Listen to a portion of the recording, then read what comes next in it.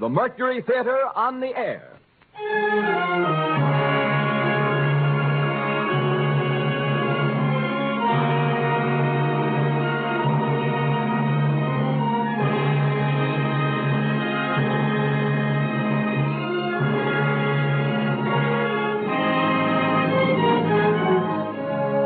The Columbia Broadcasting System takes pride in bringing you Orson Welles and the Mercury Theatre on the air in another broadcast of the unique series which signalizes radio's first presentation of a complete theatrical producing company. For these programs, the regular member stations of the Columbia Broadcasting System are joined by the coast-to-coast network of the Canadian Broadcasting Corporation.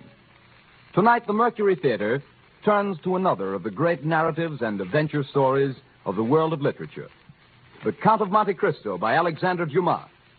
And here again is the director, the star, and producer of these broadcasts, Orson Welles. Good evening, ladies and gentlemen. There is no reasonable explanation of Alexander Dumas. He was a rich man. We note with interest that he went bankrupt in the theater. He was a revolutionary. His grandfather was a marquis. His grandmother was a negress. He was born as Napoleon became emperor. He died in poverty as the Germans marched into France. He wrote The Count of Monte Cristo as a newspaper serial, and shortly after the last installment, a ball and a bullfight were organized for him in Seville, and finally in Algiers, the customs men let his baggage through without examination. Such things don't and can't happen today, but then, neither does Alexander Dumas himself, the wildest romance of a man who could and did openly maintain at 70 numerous establishments and a literary factory as well, whose quantitative output is equaled in the arts only by Rubens' studio.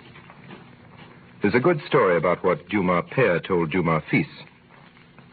Father, said the inventor of Camille, I have just read your latest book. Have you, my son, said Dumas père. What's it about? I am not sure I have. It is no secret and no shame either that the Chateau Monte Cristo was haunted by many ghostwriters, and that its owner signed his name to more books than anyone could ever write. It is not expected of Pharaoh that he build with his own hands his own pyramids, and the mere blueprint of one Dumas plot is an airtight alibi for a whole career. Of all these, out of question, the most gloriously complex, possibly the most impossible, a mathematical miracle, as perfect as watchworks and as big as Pittsburgh. Among hundreds, one Dumas plot persists as the most ingenious tall story ever perpetrated by the mind of man. God's vengeance on radio scriptwriters and your indestructible delight in spite of us. Here, then, is a humble 57 minutes worth of The Count of Monte Cristo.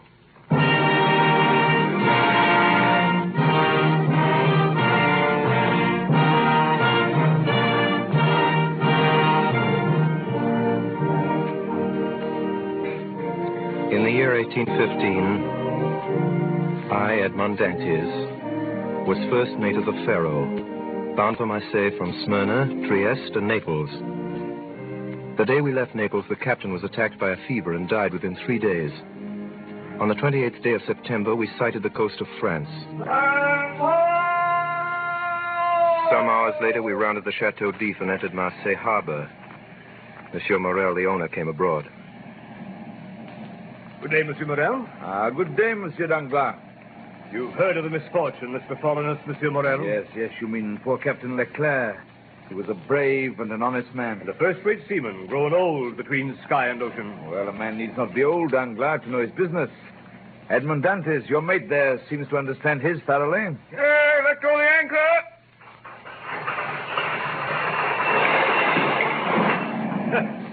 You see, he fancies himself captain already. And so, in fact, he is. Monsieur Morel, at your service. You called me, I think. Yes, Dantes. I'm told you stopped a day and a half at the Isle of Elba. Why? I don't know, sir. You don't know? No, sir.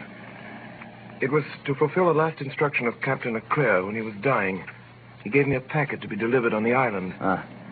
You did right, Dantes, to follow Captain Leclerc's instructions, though if it were known that you've delivered a packet to the island, it Might get you into trouble. How could it get me into trouble, sir, if I don't even know what it was? I was delivering. Beg your pardon, sir. Here, the customs officer's coming alongside. Hey there, lower the companionway. Well, Monsieur Morel? Yes, Monsieur Danglars? Edmond Dantes gave you satisfactory reasons for his landing at Elba? Oh, yes, quite satisfactory. So much the better. Yes, it was Captain Leclerc who gave orders for this delay. Talking of Captain Leclerc, has Dantes given you a letter from him? To me? No, was there one? I believe that besides the packet, Captain Leclerc had confided a letter to his care. Of what packet are you speaking, Danglars? Of that which Dantes left at the Isle of Elba. How do you know he had a packet to leave at the Isle of Elba? I was passing close to the door of the captain's cabin, which was partly open. I saw him give the letter and the packet to Dantes. He didn't speak to me of it, but if there was any letter, he'll give it to me. Danglars, you'll report to the office this afternoon with the bills of lading and the storage plans. Good day. Good day, Monsieur Morel.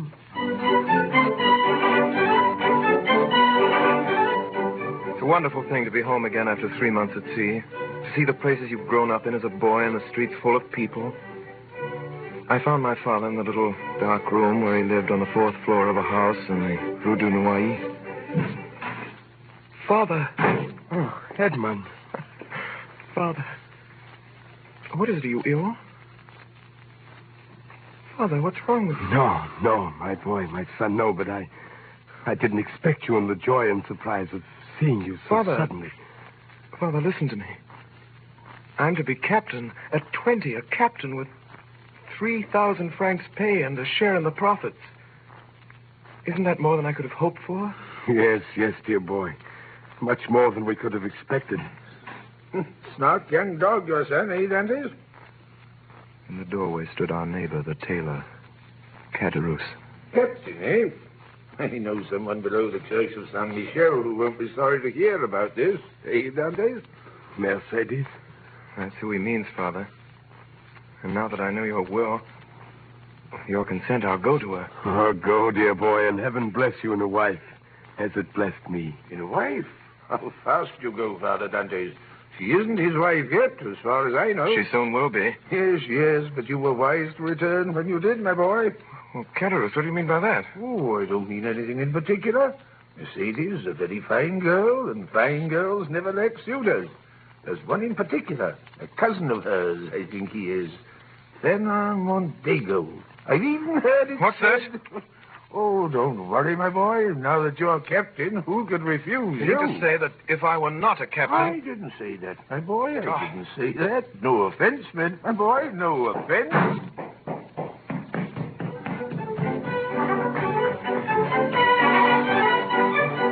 I went into the street, down past the church of Saint Michel, into the fisherman's quarter.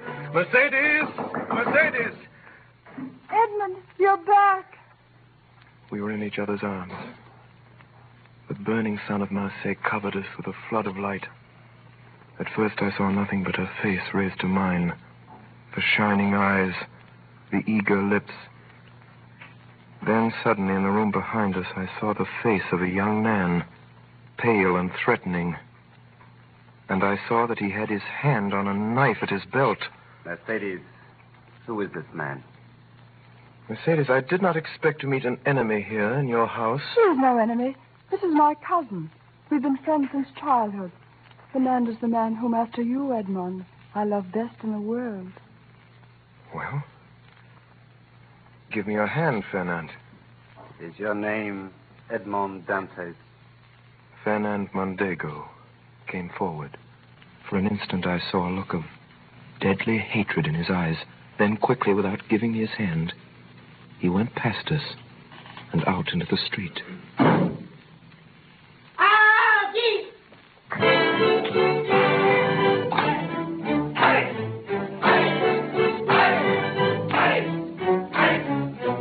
The betrothal feast is a gay affair in the South. Monsieur Morel removed every difficulty. The papers were soon drawn up. The arrangements were simple.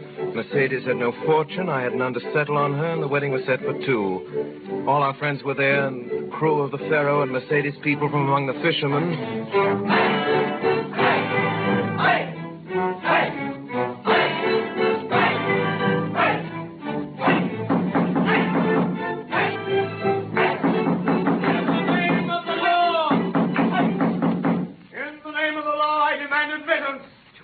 said. What did he say?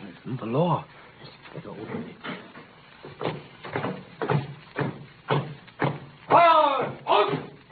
Who among the persons here assembled answers to the name of Edmond Dantes? I'm Edmond Dantes. What do you want of me? Edmond Dantes, in the name of the law, I arrest you. Arrest me? You'll be duly acquainted with the reason for your arrest at your first examination. Officer, he is my son. He's done nothing wrong. He's a good boy. Edmond. It is possible, in which case every reparation will be made. Edmond. Meantime, Edmond Dantes, you're under arrest. Why? Follow me. All attention! All!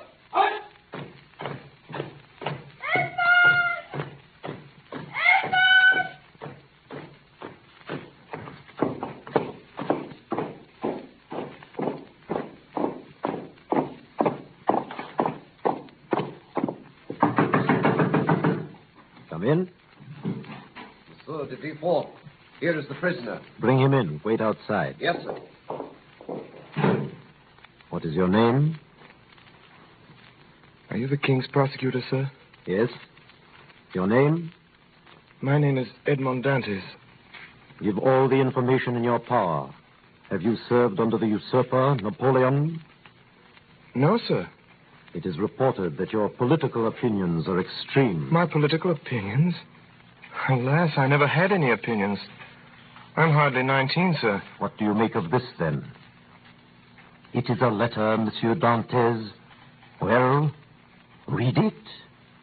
Monsieur, the king's prosecutor is hereby informed by a friend of the throne and religion that one Edmond Dantes, mate of the ship Pharaoh, arrived this morning from Smyrna after having touched at Naples in the island of Elba.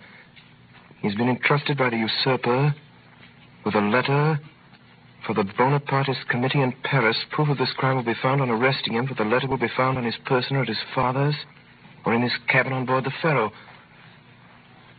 I'm sorry, sir, I don't understand it. Do you know the writing? No, sir. Whoever did it writes well. Have you any enemies? Not that I know of, sir. Now answer me frankly. Not as a prisoner to a judge, but as one man to another. Is there any truth in this accusation? Not at all, sir. I swear by my honor as a sailor. Then I told him my story. I told him how Captain Leclerc on his deathbed had entrusted a packet to me and told me with his dying breath to deliver it to the island of Elba. What did you do then? What should I have done, monsieur? What every man would have done in my place. I sailed for the island of Elba. I delivered the packet and was given in return a letter to be delivered to a man here in Marseille. I did it because it was what my captain had told me to do. I landed here yesterday. That is all, sir. I see. Well, that sounds like the truth. Now, give up this letter you have brought from Elba. Give us your word that you will appear if you're called, and go back to your friends. I'm free then, sir? Yes. But first, give me this letter. Here you are, sir. Very well. By the way, to whom were you to deliver this letter? To Francois Noirtier of this city. Francois Noirtier? Yes, sir. Why, do you know this man? A faithful servant of the king does not know conspirators. Have you shown this letter to anyone? To no one, sir, on my honor. Nobody knows that you are the bearer of a letter from the Isle of Elba addressed to Francois Noirtier? Nobody, sir, except the person who gave it to me. Why, sir? What's the matter? What's the matter, sir? You give me your word of honor that you're ignorant of the contents of this letter? My word of honor, sir, but what's the matter? You're ill, sir. Shall I call for help? No, stay where you are. It is for me to give orders here, not you. I'm sorry. I am no longer able, as I had hoped, to restore you to liberty. Before doing so, there are formalities to be gone through. I'll try to make them as short as possible. The principal charge against you, as you know, is this letter. And you see what I do with it. You see, I destroy it. Oh, Monsieur de Villefort. Your goodness itself. Now then, do you trust me? Order me, sir, and I'll obey. Listen, this is not an order, but advice that I give you. Yes, monsieur. I shall keep you until this evening here in the Palais de Justice. Yes, sir. Should anyone else question you, don't breathe a word of this letter. I promise. You see, the letter is destroyed. You and I alone know of its existence. So if they question you about it, deny all knowledge of it. I will, sir. It was the only letter you had. It was. Swear it. I swear. Did you ring, monsieur? A guard entered. Villefort whispered something in his ear, to which he replied by a motion of his head. Follow this man, Monsieur Dantès. He has his orders.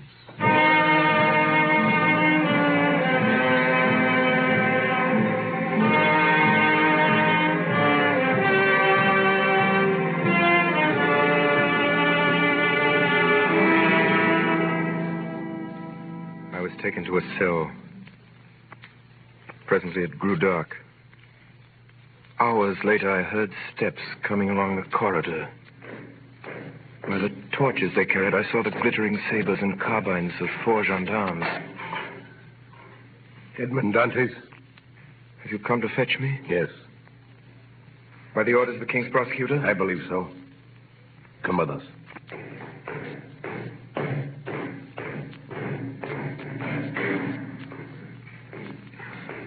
Is this carriage for me?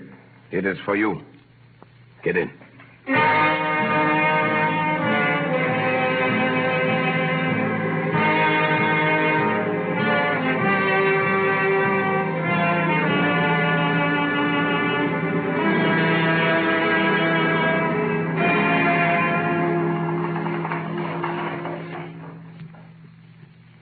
Get on board.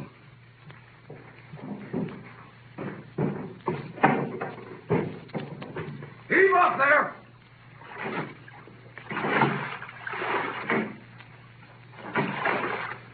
I sat in the stern sheets with a guard on each side of me in the little boat.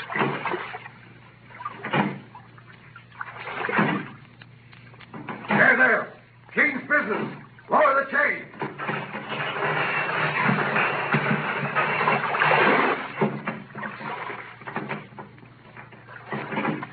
The chain that closes the mouth of the port at night was lowered.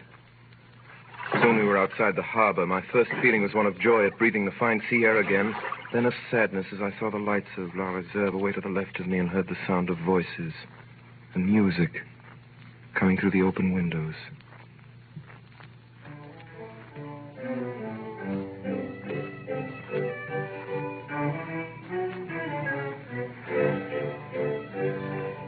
Now we had passed the Tête de Mort. We were in front of the lighthouse. We were about to double the battery. Where are you taking me? You'll soon know. But I want to know... We are forbidden to give you any information.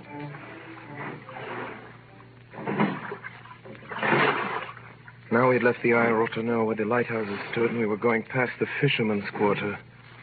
A few lights were visible from the water. If I cried out, perhaps Mercedes might hear me. I remained silent, my eyes fixed on the lights. The boat went on, and presently a rising ground hid the lights. Then I saw that we were out to sea. Comrades! For the love of God, tell me where we're going. You're a native of Marseille and a sailor, and yet you don't know where you're going? I have no idea. Well, unless you're blind or have never been outside the harbor, you must know. No. Look around you. Then suddenly, within 100 yards of me in the night, I saw a dark, frowning rock with a tower on it, like a great black scaffold. The Chateau d'If. Quite right, my friend. The Chateau d'If. Help! Help! Let me go! Help! Help! Help! I'm innocent! I'm innocent! I'm innocent! I'm innocent!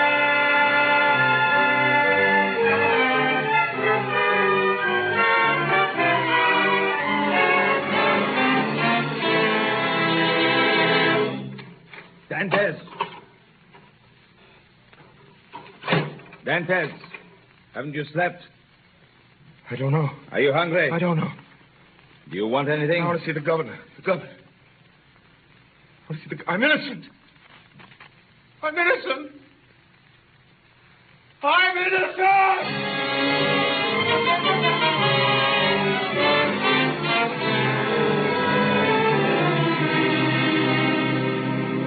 Another day. Another eternity. I threw out my food onto the floor. I walked round and round the narrow cell like a wild beast in its cage. I tore up the straw of my mattress. Dantes! Well, Are you reasonable today? I want to see the governor. I've told you that's impossible. Why is it impossible? It's not allowed. I want to see the governor. Take my advice, my friend. Don't brood over what's impossible. It'll go out of your head. You think so? We had an instance of it here in this cell. The priest who was here before you. He kept offering the governor 1,000,000 francs for his freedom. In the end, he went out of his head. When was he in this cell? 2 years ago. Was he set free? No. He was put in a dungeon. Listen to me. I want to see the governor. If you don't let me see the governor someday, I'll hide behind the door, and when you come in, I'll dash your brains out with a stool. Threats, eh? Hey, put that stool down. Are you going to let me see the governor? Put it down. Put that stool down. Put it down. Well, do I see the governor? Yes. You shall see the governor at once. That's better. It's better. Hurry.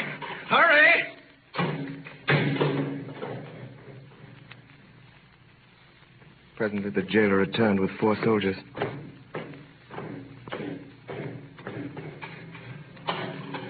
By the governor's orders, take the prisoner to the floor below. The dungeon, then? That's right. We put madmen with madmen. You don't understand it. I tell you I'm innocent. I'm innocent.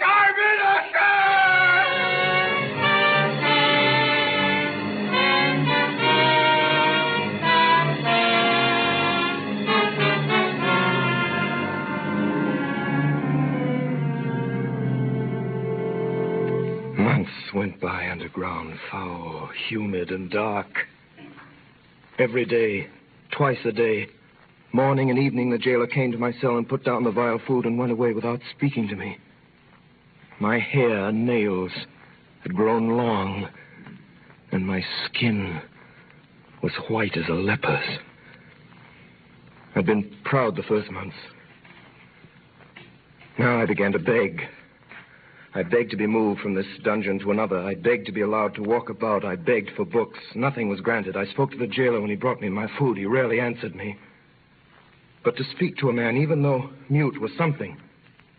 I tried to speak when alone, but the sound of my own voice terrified me.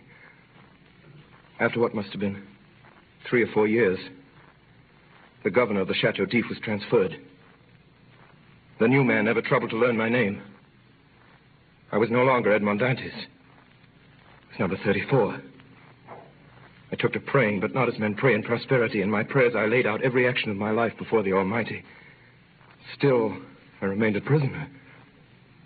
Then a deep gloom took possession of me, and then furious rage and savage thoughts of revenge. And wildly, I dashed myself against the walls of my prison. I tore at my own flesh with my nails, and then in the end, I began to think of dying. I swore that I would starve myself to death, so every morning and every evening I threw out through the small grated window all the food the jailer brought me, every bit of it, at first gaily and then thoughtfully, and then with regret.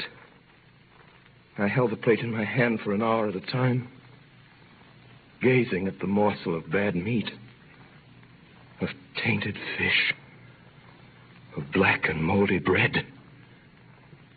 Then I remembered my oath and threw the dish away. One day, I found I had not sufficient force to throw my supper out of the window. The next morning, I could hardly see or hear. I knew I was dying. The day went by. I felt a sort of stupor creeping over me.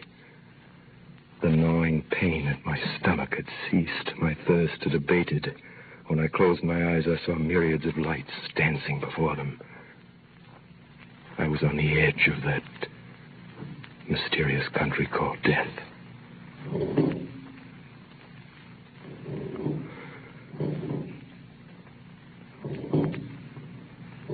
Suddenly, a little after dark, I heard a hollow sound in the wall against which I was lying.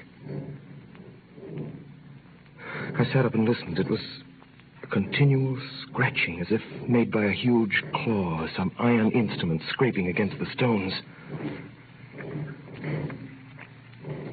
Then all was silent. Soon afterwards, it began again. Nearer and more distinct. Perhaps it was only a workman repairing a neighboring dungeon. I would soon find out. The sound continued. With my earthenware jug, I knocked against the wall where the sound came.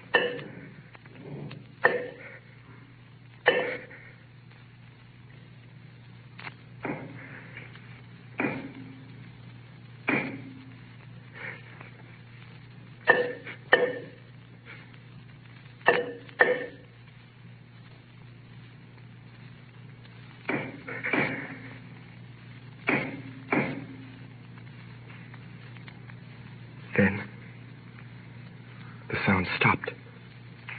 The night passed in complete silence. I never closed my eyes. 3 days passed. 3 long days. And never a sound. At last, on the 4th evening, whoever it was quite close to me now. I wanted desperately to help him. But I had nothing, no knife or sharp instrument. I smashed my earthenware jug. That night, I moved my bed out from the wall and started to scrape the plaster with a piece from my broken jug. Soon the fragments of plaster began to fall away. In 3 days, I uncovered a large stone. The next day, about noon, the stone began to move. Oh, my God, don't fail me now. My God.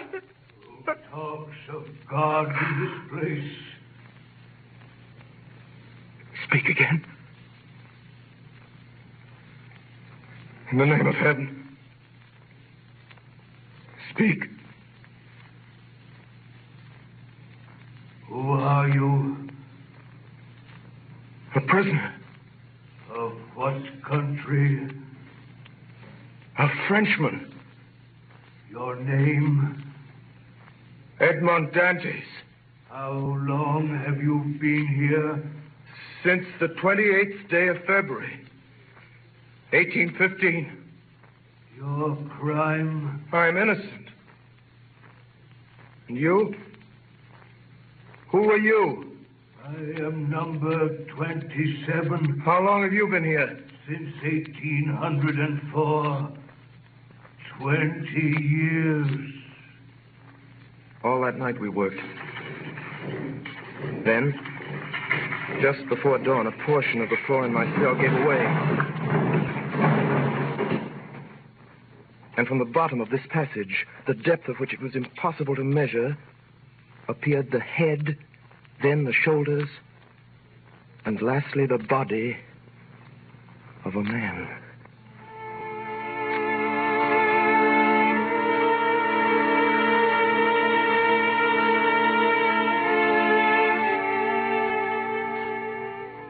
To this man, I owe all that I possess, all that I know, all that I have become. In the prison, he was known as the Mad Priest. I never learned his name. For 8 years, we saw each other every day, using the tunnel he had dug through the solid rock, concealing the mouth of the passage with stones carefully fitted in place. By the sundial he had traced on the wall of his cell, we knew the hours of the guard's visit. The rest of the day we were together. He had been a great scholar in his day, and all that he knew, he taught me with infinite loving patience. Day after day, year after year. Then, one morning when I went down, I found him standing in the middle of his cell. Pale as death. Quick, Dantes, quick. Listen to what I have to say. What is it, Father? Tell me. I beseech you. What's the matter? I am dying. Help me to my bed. See, half my body is paralyzed already. Here, Father.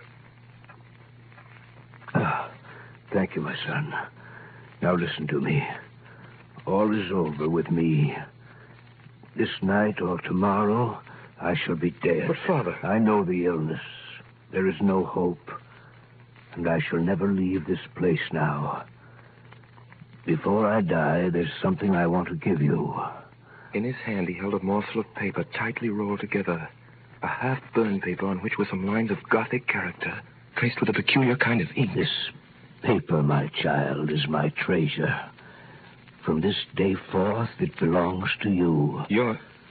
Your treasure? Oh, yes.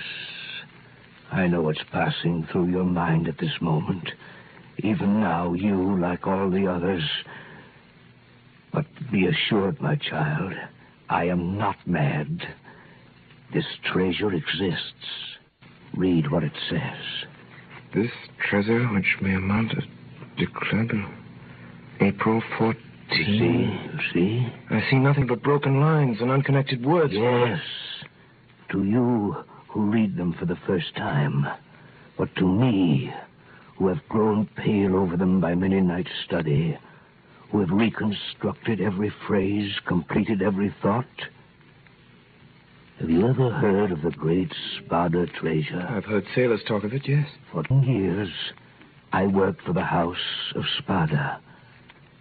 That paper you have is what is left of the will of Cardinal Spada, murdered by Roderick Borgia. Now, take this and put the two pieces together and read. The 25th day of April, 1498, being invited to dine by His Holiness Alexander VI, and fearing for my life, I declare to my nephew Guido Spada, my sole heir, that I have buried in a place he knows, in the caves of the island of Monte Cristo, all I possessed of ingots, gold, money, jewels, and diamonds, which treasure may amount to nearly 2 million of Roman crowns, which you will find in the farthest angle of the island cave. And this treasure I bequeath and leave entire to him as my sole heir, Rodrigo Spada. 10 million crowns. Yes, 100 million francs of our money. Think of the good a man could do in the world with 100 million francs. Yes. And now, I am dying. With my dying breath, I leave this treasure to you. Pray God you'll be more fortunate than I. But I have no right to it, sir. You are my son, Dantes. You are the child that God sent to console me in my captivity.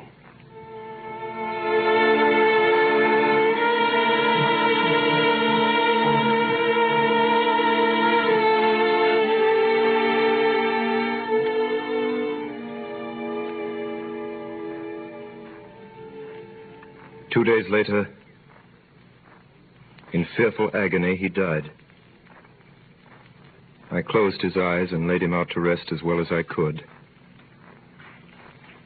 That night, the governor of the prison came down to look at the body. Well, the madman's gone to look after his treasure. With all his millions, he hasn't enough to pay for a shroud, eh? Is the iron heated? Yes, sir. Apply it to the soles of his feet. From where I stood in the secret passage, I could smell the sickening odor of burnt flesh. He's dead, all right. Poor devil. He was a priest. Get him the newest sack you could... What time shall we bury him, sir? The usual. When the cell was empty again, I went in. On the bed at full length. And faintly lighted by the light of a single candle was visible a sack of coarse cloth. In it was stretched a long and stiffened form. I unlaced the sack, drew the corpse out, and carried it through the tunnel to my cell. I laid it on my bed, turned the head to the wall, and covered it with a sheet. For the last time, I kissed the ice-cold brow. Then I went back to the dead man's cell. There's a job I could do without. Brad, you are cold as the devil up there in that clearing. I could hear steps in the passage as the guards came down with the stretcher. Quickly, I laced up the sack around my body. I lay stiff, hoping they would not hear the beating of my heart. Here we go. You take the head. I'll take the feet. He's heavy enough for an old man. They say every year adds half a pound to the bones. Forward, march. Careful, man. Steady, while I open this door. Lord, it's cold up here. Yeah, pleasant morning for a dip in the ocean. A bit chilly, I'd say. Have you got the weight? Here it is. Tie it on around his feet. Yeah, that's right. Tight. See if you can do it any tighter. Yeah, that's all right. That'll sink him. All right, now. Are you ready? 1, 2. Hey, wait a minute. Get nearer the edge. The last one was mashed on a rock. We got the blame for it. All right, then. Come on, I'm racing again. Ready? Let's go. 1, 2, 3.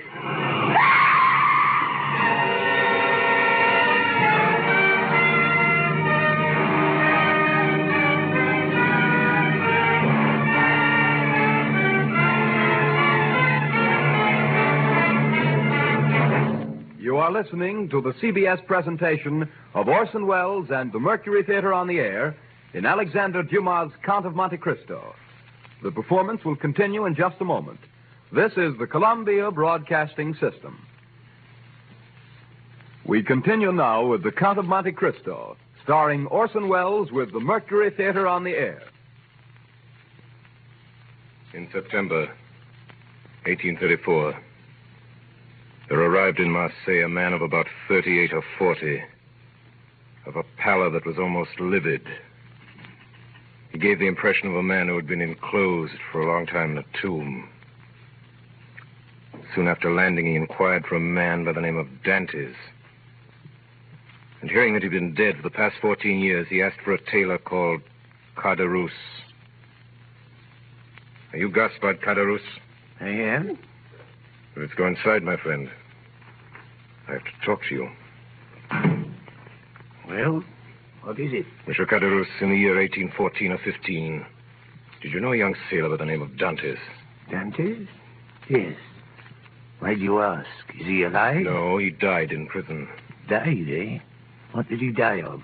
What do young, strong men usually die of in prison? He died of sorrow and a broken heart. And before he died, he begged me to clear his name. He gave me the names of the people here in Marseille who had been his friends. There are 3, he said, besides my father and the girl I was betrothed to. One of them is Caderousse. He said that? The second is Danglars. Danglars?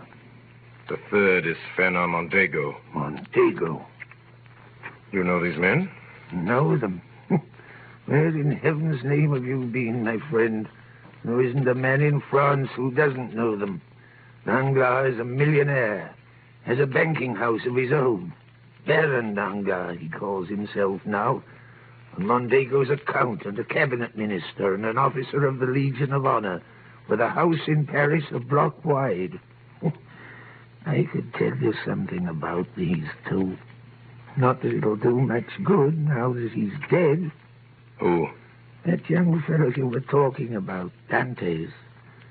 I've a good mind to tell you anyway.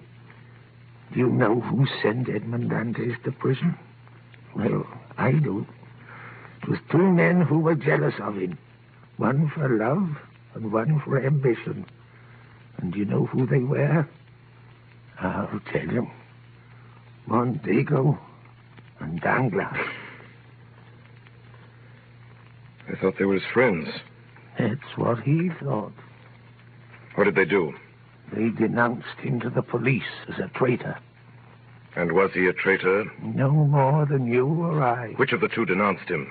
Both, monsieur. It was Danglars who wrote the letter, and Mondego who put it in the post. When was this letter written? The Gare Reserve, the night before the wedding. How do you know? Were you there? I was at the next table. They thought I was too drunk to hear. I see. How about this girl Dantes was betrothed to? Mercedes? Yes. Yes, that's her name. What happened to her? Well, sir, that's a sad story. When Dantes was arrested, she was nearly mad with grief. Pitiful it was. 6 months went by and there was no news of him. And every day there was her mother telling her he was dead and telling her to marry Mondego. She came to see old Dantes. Edmond is dead, he said to her. If he weren't, he would have returned to us. Then the old man died, and that left her quite alone. Still she waited, and still no word from him. Then, in the end, after a year, she married Mondego. And now she's one of the greatest ladies in Paris. A year. She waited a year. What did you say? Nothing. Nothing. You say Edmond Dante's father died? Yes, soon after his son disappeared. What did he die of? If you ask me, he died of starvation. Starvation? The doctor had another name for it, but I know better. He locked himself up in his room and died of starvation.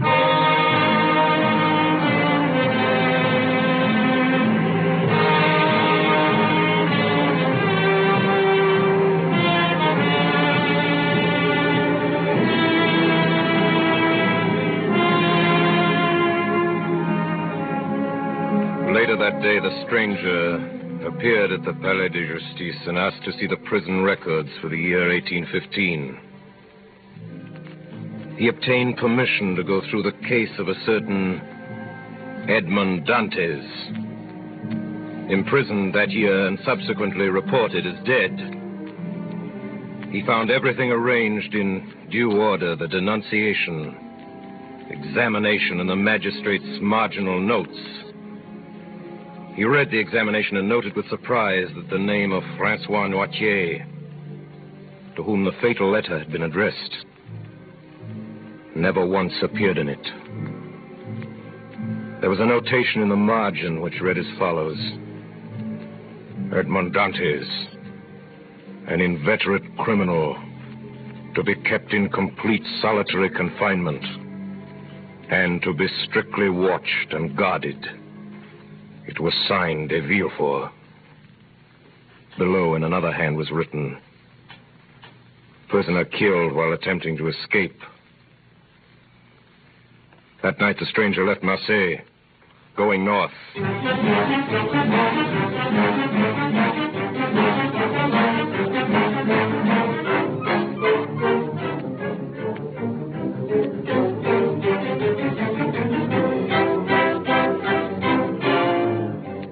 Villefort, Mondego,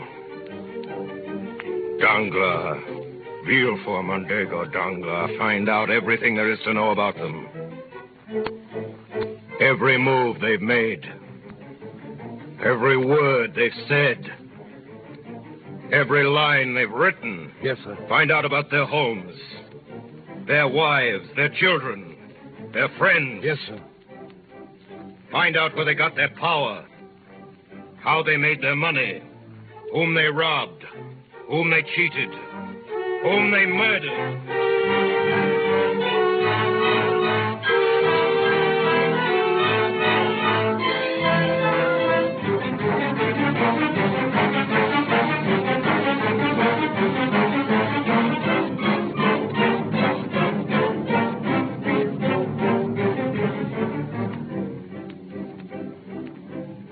One day in November, Baron Danglars, head of the banking house of that name, received a visit from a new client.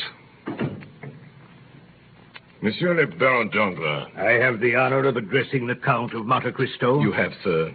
Have you been in Paris long, sir? Since this morning. I have a letter here, sir, from the firm of Thompson and French in Rome. A letter of credit in your name. Good. And I take it that beginning today my checks will be duly honored by your house. In this letter, sir, there is one thing not quite clear. Indeed. According to this letter, the Count of Monte Cristo is to have unlimited credit on our house. And what is there in that simple fact that requires explanation? Merely the term unlimited. Are you suggesting that Thompson and French are not looked upon as solvent bankers? No. It was not their solvency that I spoke of. I see. But the word unlimited in financial affairs is so extremely vague a term. To me, Baron, the word means exactly what it says. It means without limitation. I assure you, sir, that up to the amount of $1 million... I beg your pardon. I said that should you be hard-pressed, were you even to require $1 million... $1 million? My dear sir, for a trifle like that, I assure you I should never trouble to open an account? 1 million francs.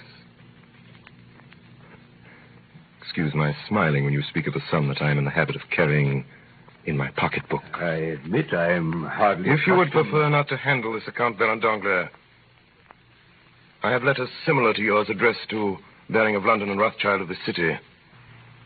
You need have no scruples in declining. I assure you I never... No. No, you merely wish to be convinced that your stockholders ran no risk, nothing more. Very sound, Baron Danglars. I understand they include some of the greatest names in France. Am I right? The Duc de Mondego? The Baron de Villefort? It is not generally known that these gentlemen... Of course. Now we understand one another. I should like to draw tomorrow the sum of, shall we say, 6 million francs, half gold, half notes. 6 million francs? As you say, sir. If I should require more, I shall let you know. Oh, by the way, Baron Danglars, buy for me tomorrow 10,000 shares of Austrian Commonwealth. You have some information, sir, about this stock? You will find, sir, that I never gamble, except in certainties.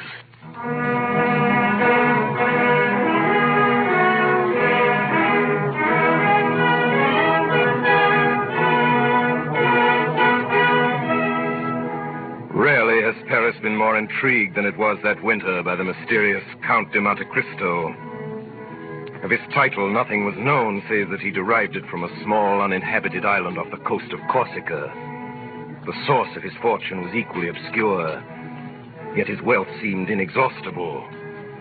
The paintings in his house in the Champs-Élysées were valued at 3 million francs, and it was known that for his carriage wheels alone he had paid 1 million francs, yet far from diminishing.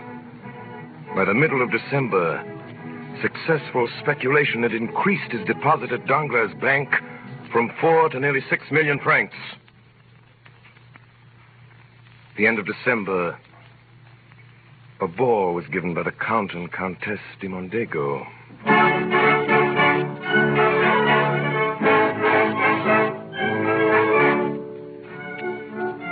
Monsieur, Madame de Noville, Monsieur le Baron de Villefort, Monsieur and Madame de Miller, Monsieur le Comte de Monte Cristo. Mercedes, may I present the most talked of man in Paris, the Count of Monte Cristo, Countess de Mondego. I am deeply honored. What is it, Mercedes? What is it? Are you ill? It's nothing, Fernand. Perhaps the heat of this room. It was kind of you to come, sir. Will you give me your arm, Count de Monte Cristo? I am honored, madame.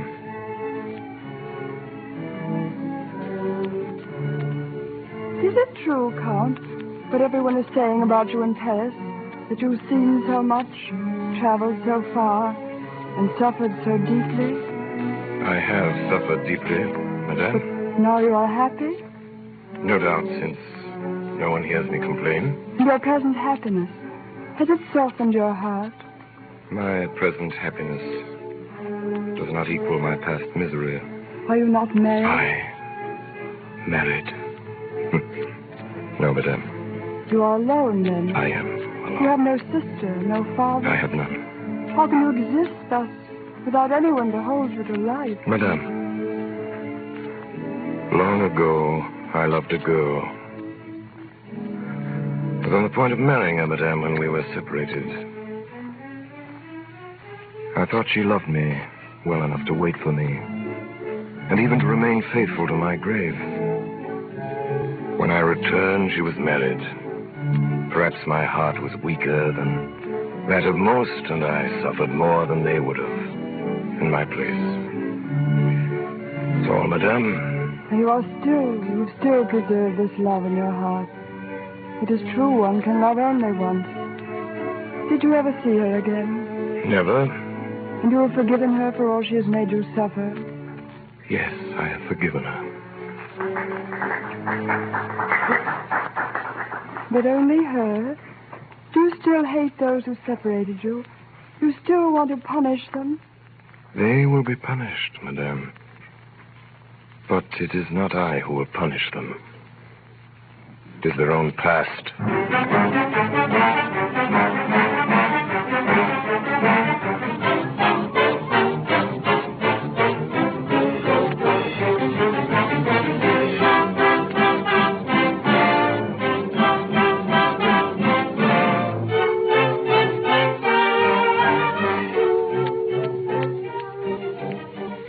Danglars, Villefort, Mondego.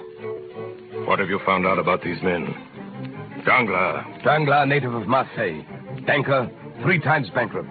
Convicted of using charity funds. Yes. Recently suspected of plunging heavily with borrowed funds.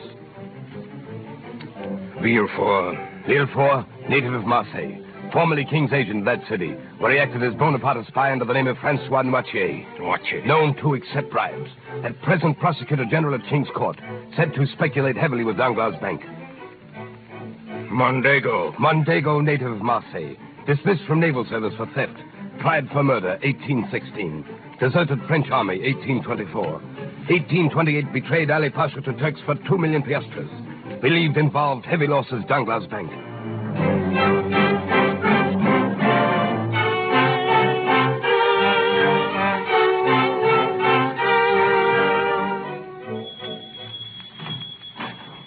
Monsieur Danglars. He's in the private office, Baron de Villefort.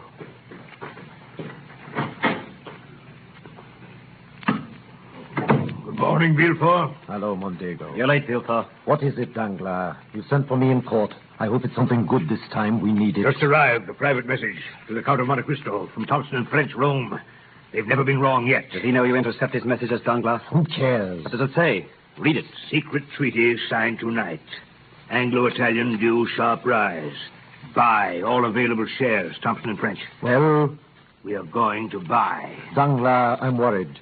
Everything you've touched has gone wrong lately. Those Belgian bonds, we lost 500,000 on them. Whose fault was that? On whose information? Can I have a Danglars if the government changes its mind? Gentlemen.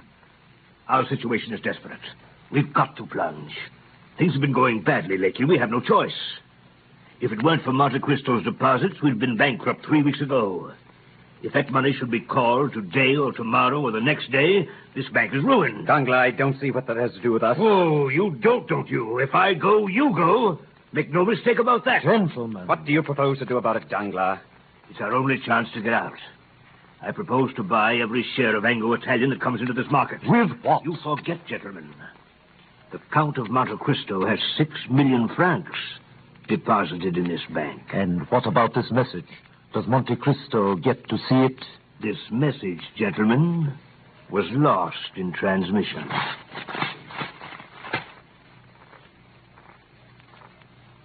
$300 Anglo-Italian. 102. 104. 200 Anglo-Italian. 105. 110. Gold. 500 Anglo-Italian. 110. 150. 170. 125. 300 shares of Anglo-Italian. 130. 125. 300 shares at 150. 100 shares of Anglo-Italian. 160. 175. Well? 62,000 shares. How much profit does that show? So far, 750,000. And it's only a beginning. Who was selling? I don't know. I couldn't find out. Come in. Well, what is it? The Count of Monte Cristo to see you, sir. Tell him I'm not... Good afternoon, gentlemen. I hope I don't intrude. Danglars? De Villefort? Mondego? How fortunate. Gentlemen, I'm here to say goodbye. Goodbye? I have decided to leave Paris for a while. Perhaps forever. Before I go, there are certain things I have left to do. Monsieur Danglars, I am in need of money for my journey. My credit on your books as of tonight is 6 million francs, less about 1 million to cover certain stocks I sold short today. Here is a check for 5 million francs made out to cash. My carriage is outside. I'll take half in notes, half in gold. But surely... I beg your pardon? Surely, sir, such a very large sum. If you could conveniently wait for this money for 24 or for the most, 48 I told you. Baron Danglars, I'm leaving Paris tonight. Oh, by the way, Barrow, you may be interested to learn. Less than an hour ago, Anglo-Italian went into liquidation. At this moment, that stock is worth less than the paper on which it's printed. But the message from Thompson and French... That message was sent on my instructions 3 days ago. You see, gentlemen, I own Thompson and French. It is not true that the treaty... As far as I know, Mondego, there never was any question of a treaty. But it means... It means that you 3 gentlemen are ruined. It means that you, Danglars, have robbed the poor and the helpless for the last time. I'll prosecute you for this. I'll issue a warrant for your arrest. I don't think you will, Baron de Villefort. In the first place, that message was addressed to me. In the second place, since noon today, there has been in the hands of the Minister of Justice a complete record of the career of Francois Noirtier, Baron de Villefort, spy, thief, forger, informer, what are you? perjurer. Who am I? Still you do not know? I know you very well, Fernand Mondego. And tomorrow all Paris will know you for what you are. Deserter, traitor, murderer. Who are you? What have we done to you? You condemned me to a slow, horrible death. You killed my father. You deprived me of love, of freedom, of happiness. Stop! In God's name, who are you? I am the specter of a wretch you buried in the dungeons of the Chateau d'If. You guess it now, do you not? Or rather, you remember it. For notwithstanding all my sorrows and my tortures, I show you now a face which has the happiness of revenge and which is young again. A face you must often have seen in your dreams since your marriage, Mondego, with Mercedes, my betrothed. Yes, Mondego. I am Edmond Dantes.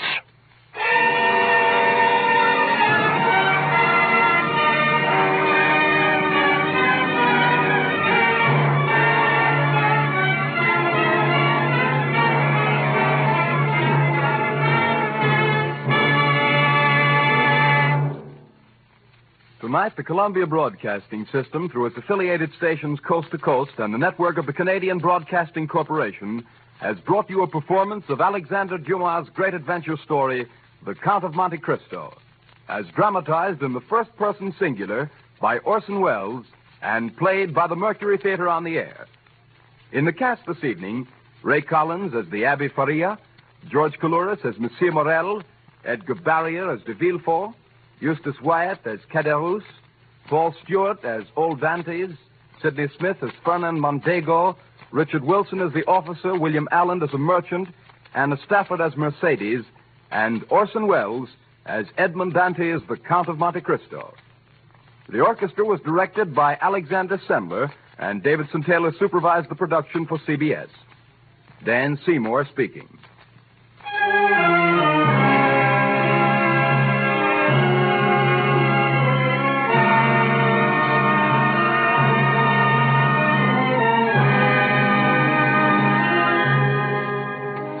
Next week at the same time, another great narrative brought to life by Orson Welles and the Mercury Theatre on the air.